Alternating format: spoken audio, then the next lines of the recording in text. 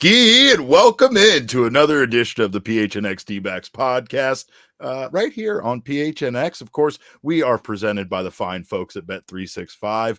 Download the Bet365 app and use code PHNX365 when you sign up. Choose your offer and find out why it is never ordinary at Bet365. And we're going to talk about why it is never ordinary to watch an Arizona Diamondbacks baseball game. Derek, I just want one easy game. I just want one easy game.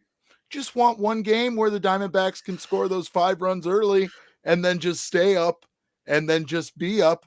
But no, we can't have nice things like that, Jacob. We can't. Instead, we have to have this team giving us a thrill. And of course, we also had the thrill of seeing Josh Bell make his debut tonight. What a game. I mean, the Diamondbacks come out as hot as you can imagine.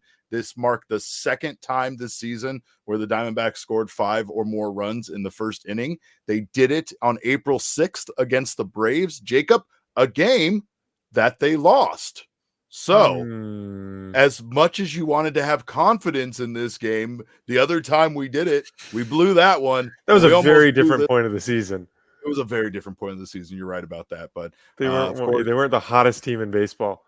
And they continue. They start off August as refusing to give up that spot of the hottest team in baseball. Again, 2 home run night from Josh Bell in his debut. Of course, Ketel refuses to be upstaged. So he also had 2 home runs tonight. And it was just kind of an incredible game just from the beginning, right? You know, you have Corbin Carroll lead the game off with a triple that the Pirates misplayed that allowed Corbin to get home on the error. But counterpoint, Jacob, I say that Corbin Carroll caused the error with his speed. Thus, this should be an in the park. Award him the homer, and then who says no? Award him the homer. He should have 2 homers tonight because I don't know. You notice in like the 8th inning, he like the lazy fly out to left field. That just kept carrying, and I was kept like going and going and going. Go. I don't think I even introduced us because I was so excited to get into the show. People are already talking about your hair. Yeah, it's better today, right? Looks good. Your hair looks good. And of course, this is the Father Overlord. It's over on this side. This is Father Overlord Jacob, of course, joining us here. And I am occasionally known as your mayor of PHNX, also known as Derek Montilla. But man, what a night for this team tonight. It was an incredible win, and it didn't feel like it needed to be as close as the game ended up being. Obviously, that's just from our perspective. But again, the night starts off with the Corbin Carroll triple that is misplayed and he scores, right? Then you have Ketel Marte immediately follow that up with a dinger of his own that almost left the ballpark. That one almost got out. That was his 25th home run of the year. And then Jock Peterson does hit one that goes out of the ballpark into the Allegheny River, which was an impressive feat by Jock, of course. But then, I mean, of the big story tonight is that Josh Bell joins the team there in Pittsburgh. It's his first night. He gets activated. We'll talk about the moves that were related to that you people will not be very happy with. But Josh Bell hopefully makes it a little easier on your heart that you lost Pavin Smith, because he makes it back-to-back-to-back jacks with a home run on the very first pitch that he sees as a member of the Arizona Diamondbacks. You know who doesn't have that kind of power? Pavin Smith. Yeah. I knew you were going to say that. I jokingly said in the Discord tonight, I said, you know what? I don't miss Christian Walker. And like internally I was sobbing.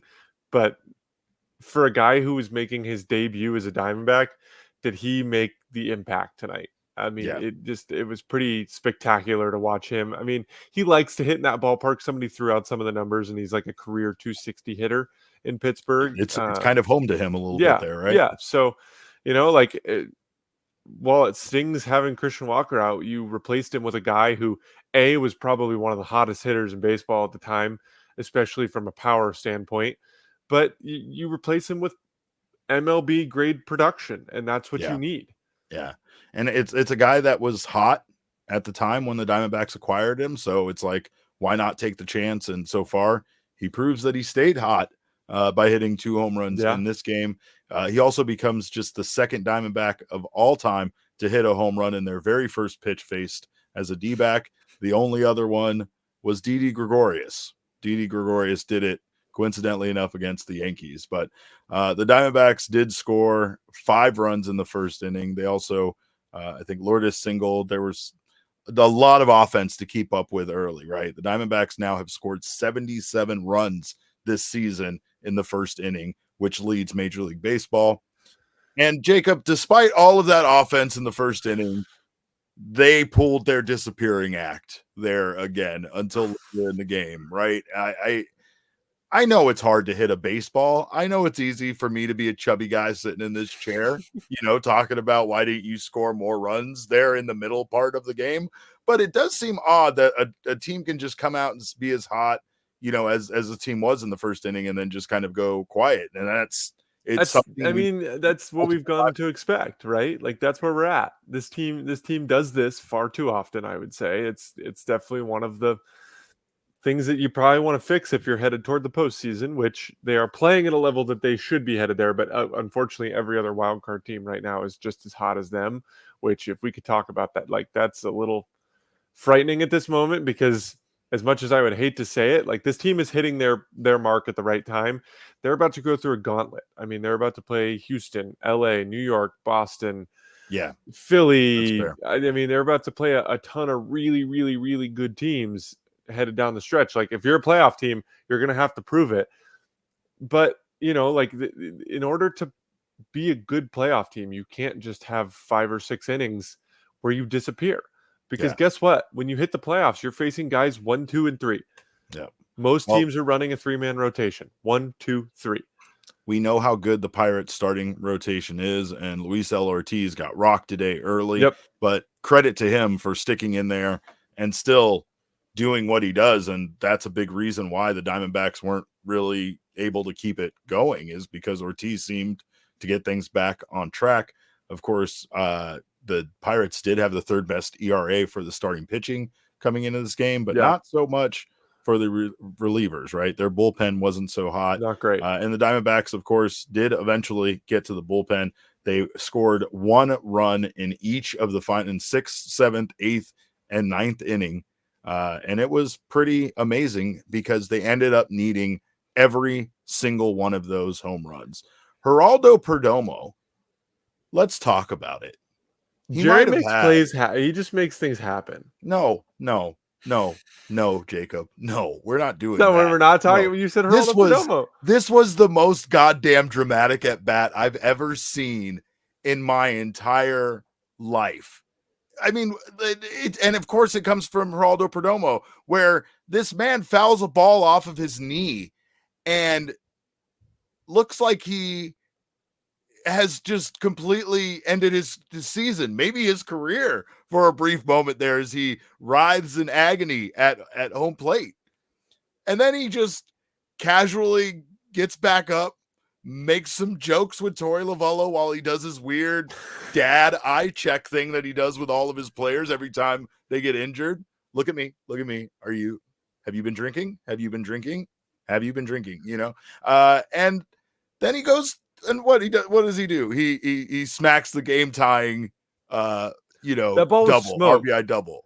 I was worried off the bat because, like, I am an advocate of, like, Jerry P hits the most Whoa Nellies, I think, of any player on this team. Right. He just is naturally, like, he's a taller guy, but he just doesn't naturally have a ton of pop in his bat. And so, like, he hits a ton of baseballs that look like they're going to be about 40 rows deep that either die on the warning track or they're just kind of lazy flyouts to right field. So when he hit that, I kind of held my breath for a second because I was like, you know what? I'm not going to get caught up in this Jerry P magic that sometimes catches me off guard. And then it hit the wall, and I was like, where did that come from? That ball was smoked, that ball. Not to mention the fact that someone in the chat brought it up. Oh, Ina, one of our favorites, Ina Jackson in the chat says, Domo was the reason J Mart finds his killer focus. And yes, like, we're going to talk about the bullpen, but Justin Martinez comes into the game, looks like an absolute stud against the first 2 batters, like he often does, strikes them both out, walks Andrew McCutchen and suddenly can't find the strike zone. And then, like Perdomo, like the little Yoda that he is, comes over and gives him whatever piece of advice that he needed to hear. And, just does that thing they talked about in the broadcast, that Torey believes in Perdomo to be that manager on the field, and you can tell. Like, it just sounds so silly that your shortstop supporting you can make you all of a sudden feel that confidence to throw the strike zone. But man, just having someone remind you that you're a badass and that you can do this is important sometimes in life. Yeah, I wanna like. So I was very curious about this because it seemed like there was a trend with the pitching tonight, and it was just not being able to find the strike zone at all. It was 90 degrees with 90% humidity in Pittsburgh today. And so it seemed like, and this even was the case with Brandon Pfaadt. Like, it seemed like he would start an inning sharp, and then toward the end of the inning, he'd start missing spots. And it wasn't even like it was like competitive misses. It was not even close. Yeah, he was cruising early. Well, and if you noticed, his gray jersey was basically 2 shades darker by the 5th inning than it was when he started the game. Yeah. I think that guys had a lot of issue with gripping the baseball. Like, I was legitimately like, as the innings would go on, it was like, please, like, just get out of this inning because you're starting to miss your spots. And I know sweat's supposed to help to some degree, but if you're sweating as profusely as they are, that doesn't help you. Jacob, I talked a lot of shit about Globe Life Field, and then we took a field trip over to Choctaw Stadium, and we were there in the middle of the day during July when baseball games would have been played by the Rangers in that stadium. And it was one of the most miserable experiences I've ever felt. Like, I wanted out of that building so fast and so bad. So like, yes, the humidity and the heat can just be awful sometimes. And I mean, Sean in the chat says must have been miserable on the field. It absolutely must have been miserable. Every pitcher looked like they were dealing with a little bit of the schwitz. Right. They were dealing with it. And it was a disaster tonight for the bullpen. And honestly, Brandon Pfaadt, things fell apart for him quickly, right? He looked like he was cruising through the first 3 innings. He threw his sweeper a lot. That was the pitch that he threw the most. He got 7 whiffs on it.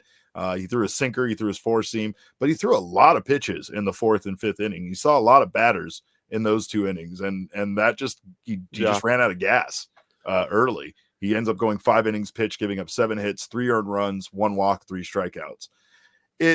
O'Neal Cruz was a thorn in everybody's side all night long, but he was especially a thorn in Brandon Pfaadt's side. It felt like that man had an incredible night, and I'm not surprised after the way that he dented our truck in right field. I was going to say he was a thorn in Brandon Pfaadt's side the last time he saw him too. He still owes us some money for that, or so owes somebody, right? He I don't know. I don't want to put him on blast with Sanderson Ford here, but we might have. What went further, Ketel's home run in the 9th inning or O'Neal Cruz's homer?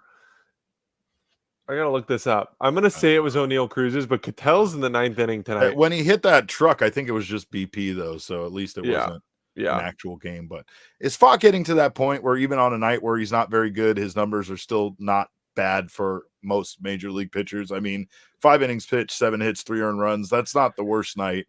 And I would consider this kind of a bad performance for Brandon Pfaadt. I think he's starting to get to that point where you can probably expect a quality start most of the times that he's going to go out there. Obviously, he didn't earn a quality start tonight, but you know what he did? Even when he struggled, he gave him a chance to win.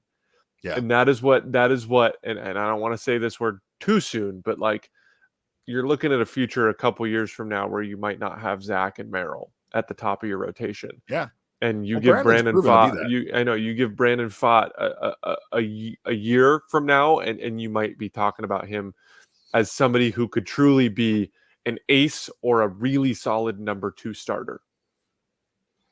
Well, he hands it over to the bullpen, and again, this isn't the bullpen guys we don't want to see. We got Kevin Ginkel early. We get Kevin Ginkel in the 6th inning with a 5-3 lead, and he loads the bases on a walk, a single, and a hit by pitch. Not great. Control. Control was the problem for the bullpen. And the sweatiness, especially, right? You're sitting out there in the bullpen. You're waiting for your turn. It's hot. This game is getting close. You feel the nerves kicking in a little bit. It's going to be your time to pitch here soon. You're sweating a lot. He gets a ground out. A run scores. And then, honestly, a baffling move by Torey Lovullo. Yeah, that one had me scratching my, because like a baffling you put AJ Puck in, and let me Give me a second to look this up. I actually really was curious if Andrew McCutchen had reverse splits, but I don't think that's ever been Andrew McCutchen in his entire life. But it was definitely just kind of one of those, like, what are we doing right now? Like, why is that? What I really he got struggled. set up for failure. Yeah, He wasn't facing advantageous matchups. I just don't know why. Other than he's been incredibly good, and that's why you go to him in that he's situation. got reverse splits. So that's probably why Torrey, and obviously I'm not defending this, but I'm just kind of trying to get into the mind of Torrey here. Okay, that's fair. Yeah, that could be the case. He has I don't he has really have his 194 numbers batting in front of average me against like lefties this year. A 194 and 115 plate appearances against lefties. I mean, it was a shitty situation for any reliever to be put in, to go in there and mop up, sure. Essentially just, I think it was men on the corners and whatever, but he was pretty bad tonight. He allowed 3 hits and 3 more runs to score, and they give up the lead. The Diamondbacks at that point really hadn't put up much. They had put up 1 run in the top of the 6th, but the Pirates score 4 runs in the bottom of the inning, and they take the lead 7-6.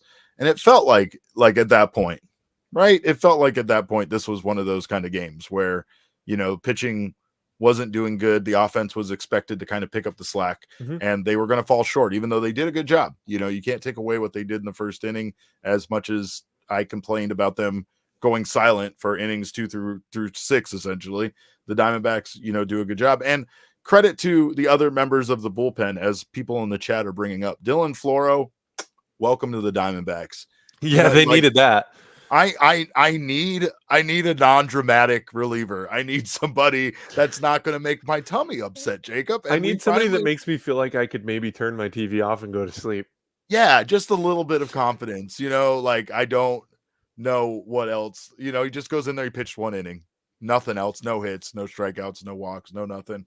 J Mart comes in. We talked about J Mart, of course. He solid through the first 2 batters, then things got shaky. And again, it's like that's that high leverage moment where you see that when things don't go right for him, especially in that at bat against Andrew McCutchen, who's a vet and knows how to work the count against the young pitcher in that moment. Kind of a weird moment too in that at bat. Just kind of the weird, like, catcher's interference. Yeah. Oh yeah. Yeah. You got to learn to deal with that shit. Yeah. It's on purpose, right? Like it's not like they're not trying to pull out every trick in the book at that point, especially knowing that you're 22-year-old kid out there on the mound, right? Like they want to rattle you, and they almost did, but thanks to Jerry P and his presence and his guidance and his leadership, J-Mart gets through it.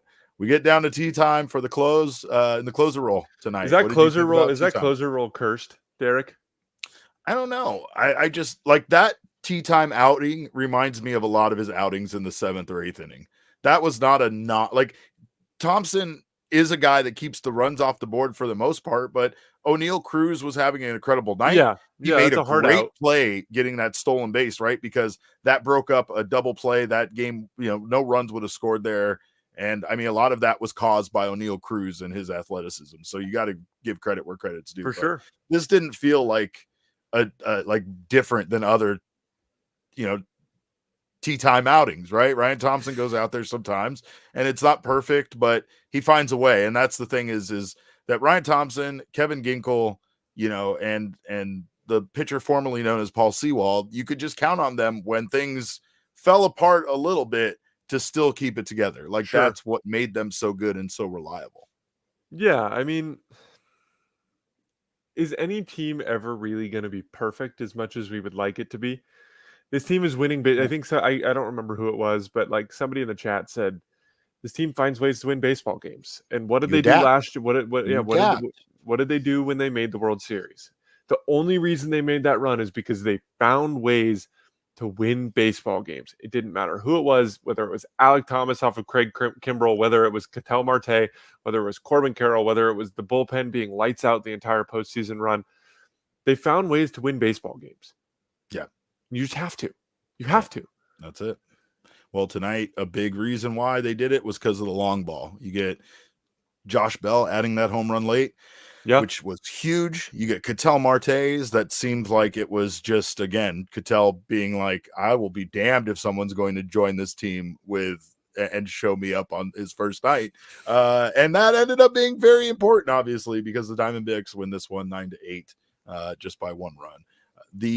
In the first inning, those 3 home runs, Jacob, they were the first time that the Diamondbacks have hit 3 home runs in an inning since when? You want to guess?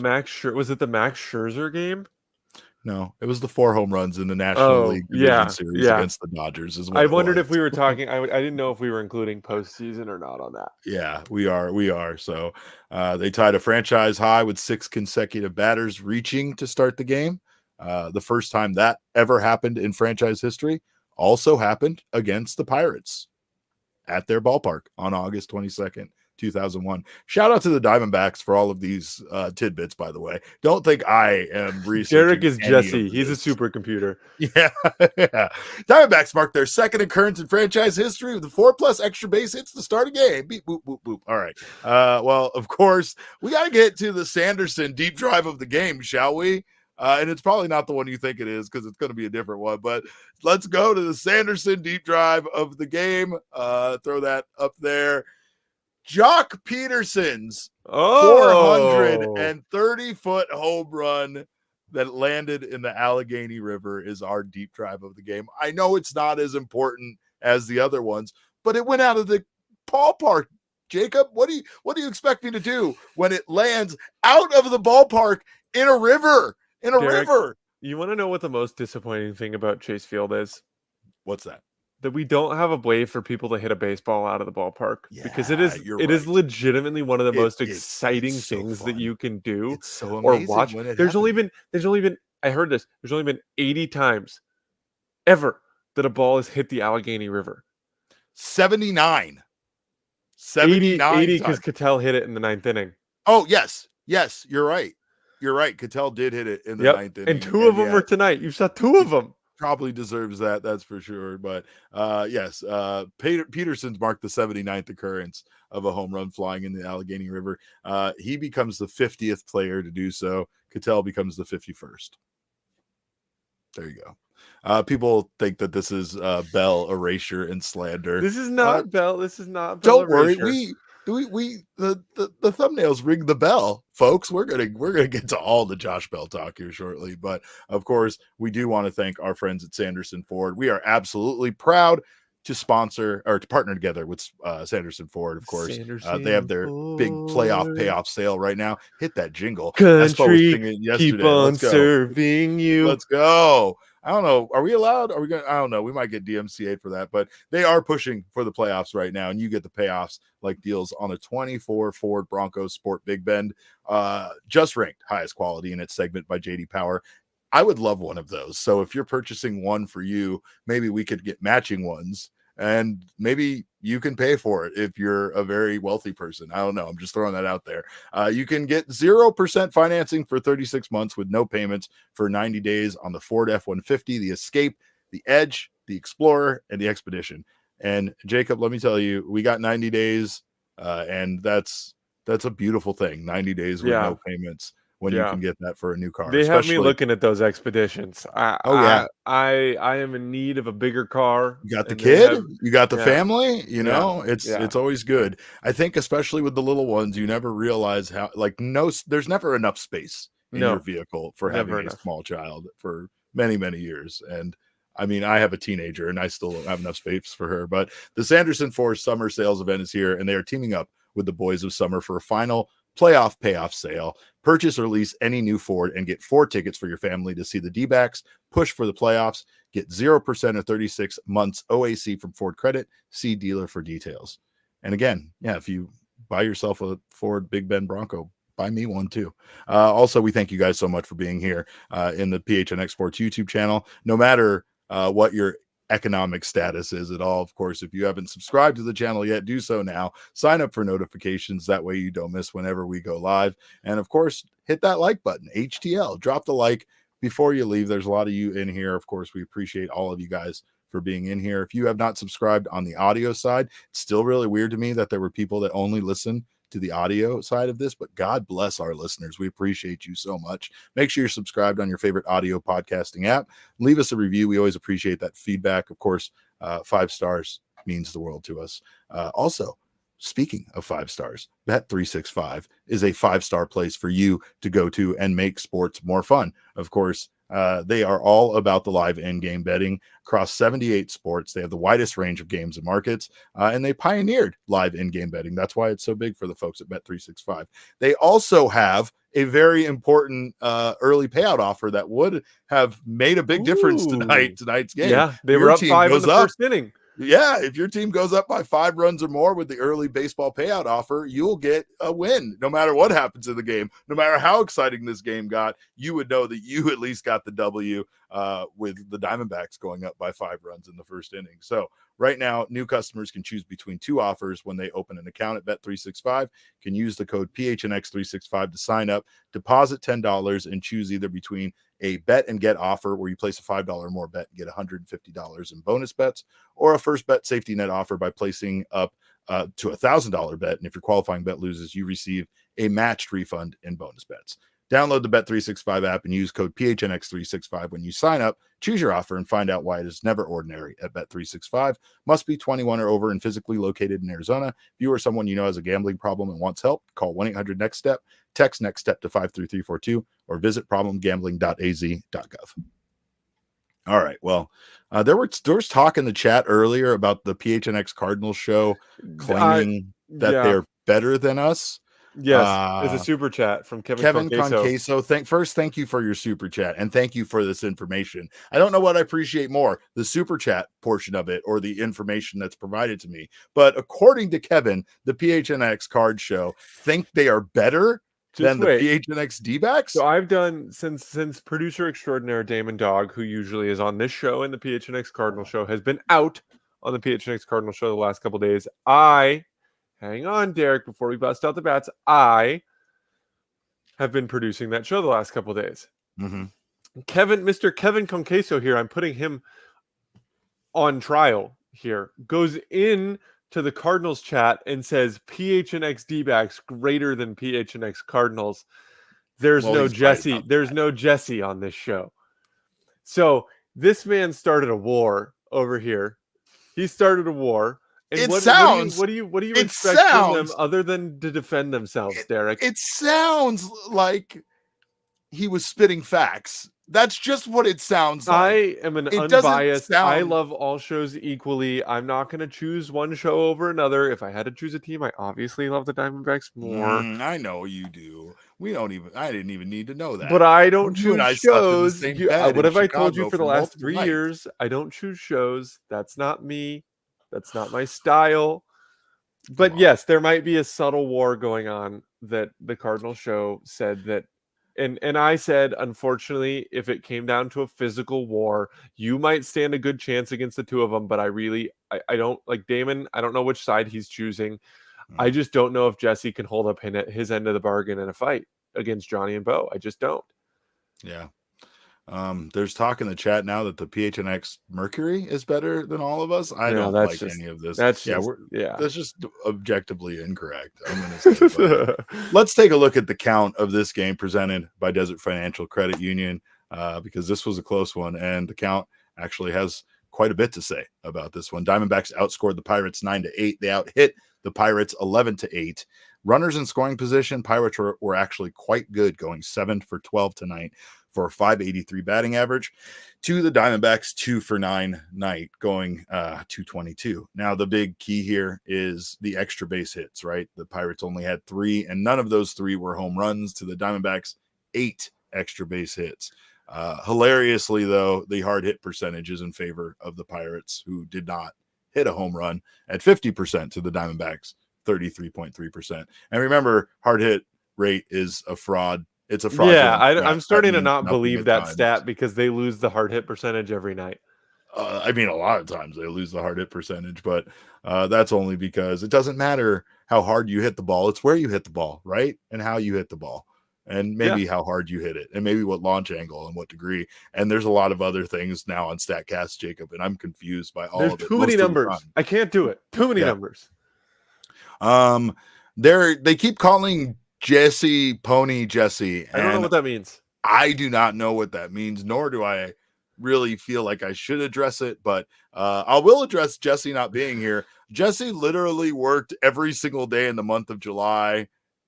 Yes, he did. The man He actually deserved a worked weekend. every month and every day in the month of July. So somebody had to make him take a day off, and we did, and that's why he isn't here. But he will be back on Monday, so don't you fret. And that will definitely make this show better, right? That's when we edge out the PHNX Cardinals show. But speaking of edging everybody out, what a pickup Josh Bell looks like now, Jacob, for the Arizona Diamondbacks. I know there were a lot of people, especially some of you in this chat, that wanted Yandy Diaz over Josh Bell. Well, at least for the time being, advantage Bell, because he comes in and has an incredible night, hitting 2 home runs in his debut and also getting some tremendous hugs from Geraldo Perdomo.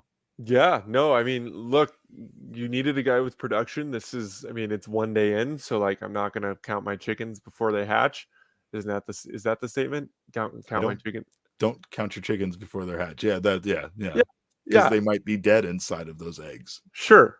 If we want to get morbid on this show. It's pretty dark, Jacob. I don't know why you went there. He's obviously not going to hit 2 home runs in every single game. He's not going to hit a home run He's not going to hit a home run in every single game. He might hit a few more for sure. But it is very quickly looking like a Mike Hazen masterclass here. He traded some cash considerations for a guy who's got 16 home runs and is hitting 250 this year. Yeah. And that you needed a guy who was going to come in and fill out some production. And guess what? He's a switch hitter. He can play against lefties and righties. Yes. Yeah. I mean, and he did it tonight from both sides of the plate, didn't he? Yeah. Yep. Yeah. What a stud. He did. What a stud. And for that reason, Josh Bell, of course, is our king snake of tonight's game. 2 home runs in his debut. Just an amazing night. And the Diamondbacks needed every bit of that. Like every home run, every run was needed in this 9-8 victory. So you cannot really understate how important his night was as a new member of this team. Yeah, no, I mean, you couldn't have asked for more. He's going to provide some pop. Look, he's going to have his moments. He's going to look like a baseball player that hits lots of really long home runs because that's what you got him for. And kudos to Torrey, kudos to the staff. He comes in. This is game 1 for Josh Bell as an Arizona Diamondback, and they hit him 4th. They put him in the cleanup spot. That says a lot about what they think about this guy. It's absolutely the truth. And of course, I think Connor Mormon there in the chat says second Dback to ever hit homers from both sides of the plate in his debut. Pretty good, right? I think the other one was Felipe Lopez on April 6th, 2009. You also have the Diamondbacks having 2 players in this game hitting 2 or more home runs for the first time since Josh Rojas and David Peralta did it against the Cubs back in 2022. That was the Josh Rojas 3 Josh Rojas Wrigley Field game. The wind must have been whipping because Josh Rojas hitting 3 homers in a game is. They brought that up on the broadcast too, and that might be a reason why the Diamondbacks had their big first inning, because they said the wind was moving early and then it kind of stopped and everything went fairly stale there in the ballpark. So I wouldn't be surprised if that kind of killed a lot of that offense that we saw early on. And at least they did it before the Pittsburgh Pirates could hit any home runs. That's for sure. I want to I know we're talking about Josh Bell, but like, when does this discussion start?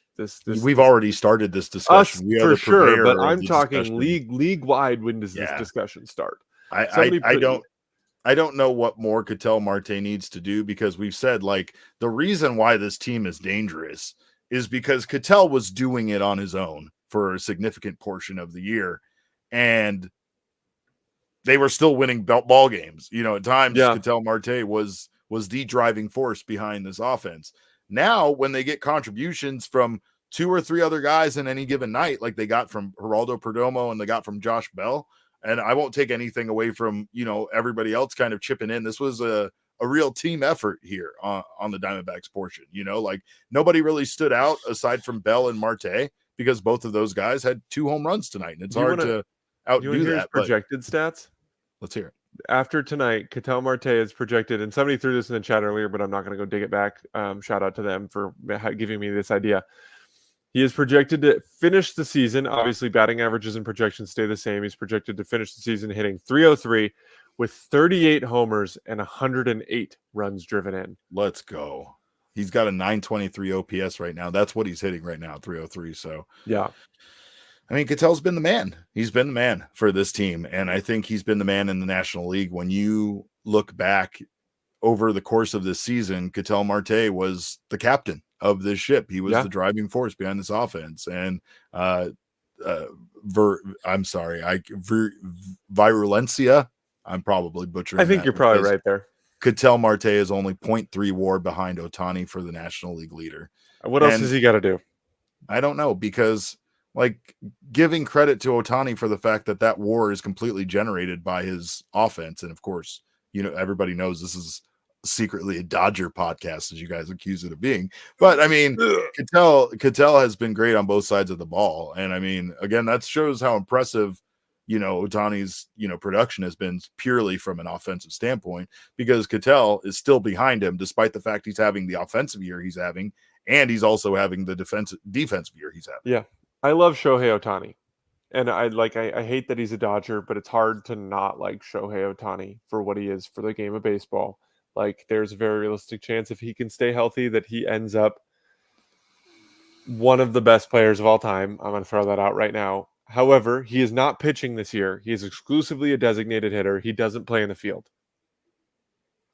Ketel Marte is playing Gold Glove level defense at second base and getting it done at the same rate as Shohei Ohtani at the plate, which puts a lot more on on your body, right? Yeah. Like when you just are a DH, right? Like you're not really putting that much stress on your body over the course of a 162 game season. So I think for Ketel to be doing it, I still think about his nomination to the All-Star team and how he kind of got teary-eyed, and he talked about playing pain-free for the first time in 2 years. And I think that's a thing that you'll never get a straight out answer out of a lot of ball players, and you'll never really understand what it's like to have to go out there and play 162 games with little nagging, injuries. Like Perdomo's knee is not going to be okay tomorrow. It's not. Like there's going to be a gigantic bruise. You might see him sit. He's probably going to sit, and I wouldn't be surprised. I mean, the adrenaline and everything allowed that man to get back up and hit a very important double for this team. Again, you can't take any scoring plays in this game were critical considering the outcome. So you can't take anything away from any single at bat. But you could say that Perdomo's at bat was like crucial, the most important one of this game. You could say that about all the home runs they hit. The Josh Bell or all the Chapman, one, right? Like there were just so many heroes tonight, and this team. That's how this team wins. Tori will say it over and over and over again, but that's how this team wins. Yeah, Perdomo actually scared me a lot earlier in the game. I think it was his first at bat. He kind of swung really awkwardly at a pitch, and his knee kind of buckled on him a little bit. And he, I don't know if you noticed this, he walked around wincing a little bit. That scared me. I would not be surprised if he comes out of this game a little banged up. Obviously, I don't. If he stayed in, I'm going to assume it was nothing serious. But then taking a foul ball off the knee, like that solidifies it for me that he probably is going to get the day off tomorrow. And if he doesn't, salute to Jerry P. He's the man. He's the winning baseball player. He wants to go out there every day and help this team win baseball games. I get it. But dude, if you need it, take the day off. You did what you needed to do. We just talked about, what he did for J-Mart though. And there's just those intangibles that you can never really quantify. You can never really put out there as to what he does for this team. What I saw was when Jordan Montgomery was asked about it after one of his outings where Perdomo was out there, and Perdomo's little meeting on the mound really seemed to pick Gumby up. It was a sincerity in his face where even he looked like he didn't really believe it, but he was like, yeah, man, Perdomo, and it's just like one of those moments where you realize how important this guy is to his team. Yeah. And it really doesn't matter if he goes out there and hits 230 or whatever, he can contribute in ways that go beyond the box score. Yep. And he's a winner. And he helps his team win. Yeah. Of course, it's really kind of a struggle watching Jordan Lawler do his thing. And obviously he's hurt right now, but knowing that Jerry P means so much to this team, but you just have a top 20 prospect in baseball just kind of sitting there knocking at the door, and it's like, what do you do here? How do you manage that? I don't know. Well, I don't for want to think now, about it tonight. yeah, it's the Diamondbacks are going to have some of those problems for the next 2 Sure. seasons, Sure. right? Like, it's not just problems that are done this year. Like, they're going to be maybe even bigger problems next year. The key here is that, like, talent pushes talent, and in baseball in general, like, you're always playing for your job. Yeah. There's nobody on the diamond whose job is secure, right? So you have to always be performing at your best, or there is somebody that's always looking to come over and take your job. I think it's the only sport that kind of works that way too. Like basketball, like there are good players in the free agent market, but pretty much any top level player that's going to make an impact is on a team and gets relevant minutes. Football's the same way. Yeah. Hockey is the same way. I say was, the Coyotes are RIP, but like baseball, there's always guys out there that can make an impact. And like, it's an entry. I mean, it's Wally Pipp. That's what it is. Yeah. Well, everybody in the chat is, including Benjamin Hunley and Elise, are saying Lawler needs to play third, and that might be. I would probably agree with that statement. Or Domo. Domo can play third too. Yep, I agree.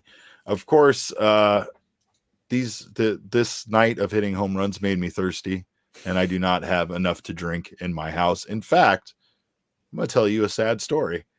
I had my very last beer, Jacob, in preparation for this show.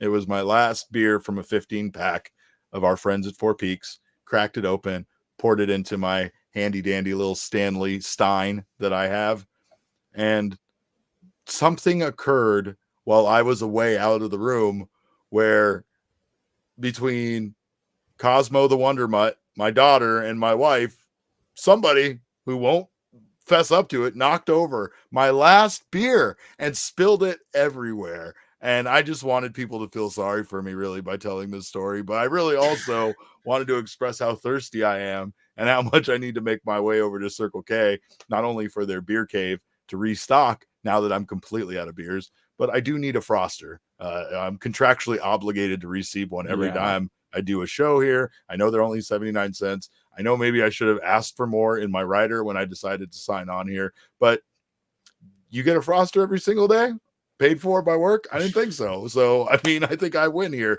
but you can get one for yourself, of course, for just 79 cents through September 3rd. You can also sign up for their Inner Circle program by downloading the Circle K app today. Terms and conditions apply at participating locations. Visit CircleK.com for details. But when you do, you will save 25 cents per gallon on your first 5 fill-ups at Circle K, and their gas is already cheap, so you'll be saving yourself a tremendous amount of money. That's 25 cents per gallon on those first 5 fill-ups. Then you'll save 3 cents every day after that. You'll also get a bunch of coupons in the app, including you get a buy 5, get a 6th one free on a selection of Circle K products like pizza, coffee, and those wonderful ice cold fountain drinks. So do not miss out on joining the Inner Circle and stop by Circle K today. You know there's one near you. It's America's thirst stop. Also, again, this goes along with me being thirsty. Don't forget the sun is trying to kill you, right? At all times. That's what the sun, it's a life giver, they say. It gives us like our environment and our planet Earth.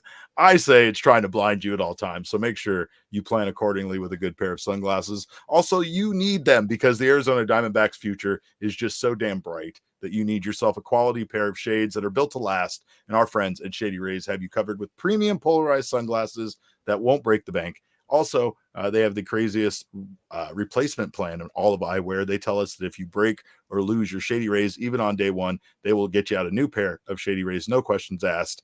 And of course, I've already told you guys this, but Jesse is probably going to hit you up and ask you 20 questions about how you lost your Shady Rays. Shady Rays, they'll ask you 0 questions. But of course, they have hundreds of styles to choose from, so you're bound to find the perfect pair. And if you don't, even if you do and they're not perfect, you can exchange them for another pair or get your money back worry-free within 30 days of purchase. No risk at all when you shop.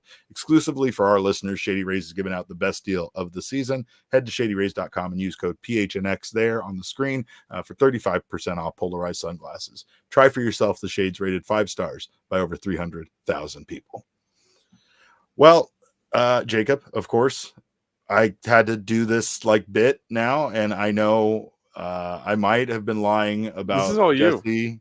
I might have not have been lying about Jesse. I may or may not be a notorious liar. Jacob might always tell the truth, or he might also be a habitual liar. I can't really answer that. I know one thing though. I didn't get a chance to introduce him, but our guy Kyle Cooper is on the 1s and 2s tonight. Man, Kyle never legend. lies. That man never lies. He only tells truths. And of course, we know the numbers also don't lie. So let's take a look at tonight's number. Tonight's number that does not lie is 102.9. 102.9. Jacob, do you want to make what any could guesses? that be? What could it be? Well, per Steve Gilbert, for our buddy Steve Gilbert over at MLB.com, that is the mile per hour of the fastball that Josh Bell hit off Aroldis Chapman. That home run that Josh Bell hit, the 102.9 mile per hour fastball, was the fastest pitch ever hit for a home run since ball tracking began in 2008. Is that good? Is that Seems good? There, I mean, it came off the bat, and it just like, I mean, if the pitch is coming 103 and you square it up, that ball better. Ball go far. Ball go far when ball fast. Ball hard, hit ball hard, ball go a long way. Ball Yeah. go a long way. Well, of course, shout out to Josh Bell. Again, there were some pre-game roster moves and decisions being made. Jacob, Josh Bell was part of that. That activation went very well for the Diamondbacks tonight. Yeah. Pavin Smith was optioned. Again, my condolences to everyone out there. Also part of those roster moves, Humberto Castellanos was recalled, and Bryce Jarvis was unfortunately moved to the IL. It sounds like he will miss the rest of the season. He's on the 15-day IL, but it sounds like he will not be back with a sprained right elbow. And that sucks because Jarvis was really having a great season, especially recently. And the Diamondbacks can use all of the reliable arms that they can get at this point. So, yeah, I don't know if Humberto Castellanos is it compared to the way Bryce Jarvis was pitching. Yeah, Bryce Jarvis, that hurts. Obviously, as you get further down the line here, there are a lot of roster decisions that are going to have to be made. They gave news, obviously, and I'm not sure if you plan on talking about this in a bit. So I'm sorry if I'm jumping the gun. No, go ahead. But Erod next week, Tuesday. Yep. He was a real person. Jacob. He was in the dugout. We saw it with our own eyes. Yeah. Or was he? Yeah. Was it? I mean, that might have been Derek in an Erod mask for all we know. Hollywood effects make it easy to just, you know, you can ask AI to put someone in and it'll do it for you. All the work is done. Yeah. It's coming for your job. Obviously Merrill he's making a rehab start with Hillsborough on the 6th. So 4 days from now, Merrill will make his first rehab start. You will be getting guys back. So while it hurts to lose Bryce Jarvis, I don't foresee Humberto Castellanos sticking up because you are going to have to make the decision. And unfortunately, I think as good as he's pitching, I think Ryan Nelson probably shifts back into the bullpen when those two guys come back. That's just my 2 cents. Obviously, we could get into the whole with how bad Monty has been. You put him into the bullpen. What do you do with all of this? He's got no options. Ryan Nelson has options. I'm not saying option him. He is now the perfect candidate to go fill the Bryce Jarvis role because you will need somebody on this run to eat innings. And he is pitching at a lights out pace right now. The big news before the game, Paul Sewald officially removed as this team's closer. Just one day after Torey Lovullo made it sound like people were insane for even suggesting such a thing, it happens. And of course, Espo, I think, put it best yesterday. He very eloquently said how, you know, this team needs to treat Paul Sewald like an asset still. You can't just dump him at this point. It's not like Paul Sewald doesn't still have... He's got value, right? It's just, you just don't believe in him there with the game on the line in the 9th inning, and rightfully so. I think at least lately he's proven that he just isn't reliable in that role. Yeah, he's gonna go get some put him into some low leverage innings. Let him get some, like by the end of whatever was happening with Paul Sewald in those 9th innings, you could clearly tell that he was completely shell shocked. He could not throw a pitch for a strike because if he did, he knew it was going to get hammered. That was it. All of his confidence was gone. Give him a 6th inning. Give him a 5th inning. Give him something where in a blowout game, put him in when it's 8-3, whether you're winning or losing. Give him an inning. Yeah. Let him find the strike zone. Because look, Paul Sewald doesn't blow you away. He throws 91, 92, and he's got a slider that doesn't really move all that much. Where Paul Sewald thrived is because he was deceptive and he could locate. Batters had a really hard time guessing what was coming, whether it was the fastball or he buckled a ton of guys. When he was like on, if you watched him closely, he was buckling a ton of guys. So give him some low leverage stuff. Let him pitch in a blowout game. Let him find the zone. Like if he gets hammered, he gets hammered, right? But as long as he's finding the strike zone and figuring out what made him so, and Torrey said it himself, he's got a delivery issue. Yes, he's got a delivery and issue. he's got to iron that out. Yeah. Well, as it stands right now, the Diamondbacks obviously don't have time to wait for him. Right? They have. You got to win move baseball on. games. You have to win baseball games, and the decision makes all the sense in the world. For some people, it probably came later than they wished. I think Torrey gave him an ample amount of time to get things back. I mean, you got to remember the stretch that he went on before he started blowing saves, and of course, yes, there were a lot of games here over the month of July that the Diamondbacks did win, but it could have been like not just their best month in franchise history, but the Diamondbacks could honestly be sitting in a position where they are close to, if not in first place in the National League West, which is crazy because the Dodgers are losing tonight to the Oakland Athletics. Yeah. And I don't know what's happening with that team, but I hope it doesn't get fixed no matter what the hell is wrong. Honestly, the perfect world is us and the Padres battle for the division. The Dodgers somehow slip into a wild card spot and we go from there. People in the chat are talking about Paul Sewald still having an issue with the oblique, which is very, very possible. Could be possible, yeah. And as a pitcher, I feel like that's going to impact you more than it's going to even impact, a position player like Christian Walker or something of the sort. So we talked about that earlier. These injuries, they play hurt, right? They don't play injured, but they play hurt. And sometimes playing hurt involves you being slower, being worse at the plate, being worse on the mound. Like these are all things that can add up to the point where your delivery, your swing, your performance is impacted by not being healthy. And it struck me as so amazing when I heard Ketel Marte say that, because we know Ketel went through his struggles with the hamstring, but that hamstring never felt good to him for 2 years. And that's just shows you how these guys continue to try to play through the pain and make it work. And I mean, that even involves the stretch last year and probably part of the playoffs. So it could definitely be that. And if that's the case, just give him some time off, give Paul Sewald a rest, and maybe he can be of value to this team as we get closer to, the end of the season. As it stands right now, the Diamondbacks are still in a good position. They are firmly in control of second place right now, second wild card spot at 59 and 51. And they have not, I guess I couldn't say firm because of course the Padres could flip-flop with them, but there's some distance that's starting to be created there. The St. Louis Cardinals are 3 games back. The Pirates are 3.5 games back. The Giants are 4.5 games back. Blake Snell threw a no-hitter tonight. That does not move them up 5 games in the standing, no matter how many no-hitters he throws. But New York Mets, of course, are still in it, 1 game back in the wild card.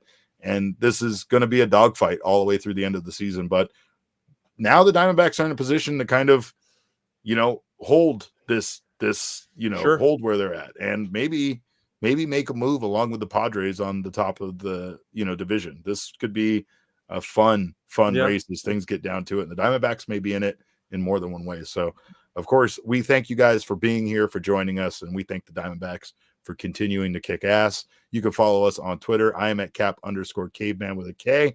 Jacob is at Jacob_Franklin4. Kyle, what is Kyle? Do you know Kyle's Twitter handle? What is Kyle at? Kyle, this is production. You can hit stop cam and you can put yourself on and we can hear you. Maybe. There we go. Now put yourself on. We have to tell everybody where you're at, buddy. There we go. What's your Twitter handle? Sports. What's that? Sports. K-Coop Sports. There we go. Thank you, sir. follow him Thank you. because he does some amazing stuff. Especially, I found out that Kyle is a big tennis guy. So we need to have He some loves it. conversations. Yeah. I love tennis. I love tennis myself. But all right. But make sure you follow, of course, all of us. Make sure you follow Jesse. Make sure you follow Damon. You can figure their ads out. They're not here. I'm not giving them to you. But our show is at PHNX_Dbacks. But of course, all roads lead to at PHNX_sports on Twitter, Instagram, and Facebook. We thank you guys so much for stopping by. We will see you back here on Monday with another Mailbag Monday episode. So get those questions ready. And until then, hope you guys have a wonderful weekend. Hope the Diamondbacks have a wonderful weekend. And remember, kids, baseball is fun, but holy crap, it's so much more fun when you hit 2 dingers in your debut. We all silly like the mayor.